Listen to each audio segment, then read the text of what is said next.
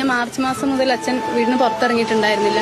ഈ പാർട്ടി കാര്യങ്ങൾ കൂടുതലും നമ്മളോട് ഷെയർ ചെയ്തിട്ടുണ്ടായിരുന്നില്ല. പക്ഷെ ഭയങ്കര മാനസിക സംഘർഷത്തിലായിരുന്നു. അന്ന് ഒരു ഭയങ്കര ഇഷ്യൂ ഉണ്ടായിരുന്നു അച്ഛനെ ദയിപ്പിക്കുന്നതുമായിട്ട് ബന്ധപ്പെട്ടിട്ട്. പക്ഷെ അച്ഛൻ എഴുതിയ ആത്മഹത്യാക്കുറിപ്പിൽ അച്ഛൻ പ്രത്യേകം എഴുതിയിട്ടുണ്ട്, എന്നെ ദയിപ്പിക്കരുത്, എന്നെയും മകനെയും കുഴിയെടുത്ത് പൊതുശ്മശാനത്തിലെ സംസ്കരിക്കാവുള്ളൂ എന്ന് അച്ഛൻ പ്രത്യേകം പറഞ്ഞിട്ടുണ്ടായിരുന്നു. കോൺഗ്രസിലെ പ്രമുഖ 2 നേതാക്കന്മാരെ പേരും പറഞ്ഞു.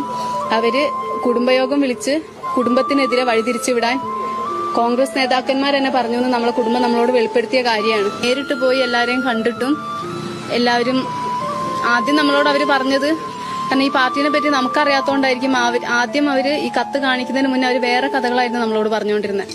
പക്ഷെ അച്ഛൻ അതിനകത്ത് അവര് പറഞ്ഞ കഥകൾ അച്ഛൻ കറക്റ്റ് എഴുതി വെച്ചിട്ടുണ്ട്. അപ്പൊ നേരെ ട്വിസ്റ്റ് ആവുക ചെയ്ത്. അപ്പോഴാണ് ഈ കത്തില്ലായിരുന്നെങ്കിൽ ചിലപ്പോൾ നമ്മളും അച്ഛനെ സംശയിച്ചു പോയേനെ. നിങ്ങൾക്ക് ആ കത്ത് വായിച്ചാൽ ശരിക്കും മനസ്സിലാവും, അവരെ ഇപ്പം ഓപ്പോസിറ്റ് നിൽക്കുന്ന ആൾക്കാർ, അച്ഛൻ പറഞ്ഞിരിക്കുന്ന ആൾക്കാരെ കയ്യിൽ സ്വന്തമായിട്ട് ഭൂമിയില്ല, അതുകൊണ്ട് വിജയൻ കൊടുക്കണം എന്നുള്ള രീതിക്കാണ് അച്ഛനെ പറഞ്ഞു പറ്റിച്ചിട്ടാണ് അച്ഛന്റെ പേരിലുള്ള സാധനം വെച്ചിരിക്കുന്നത്.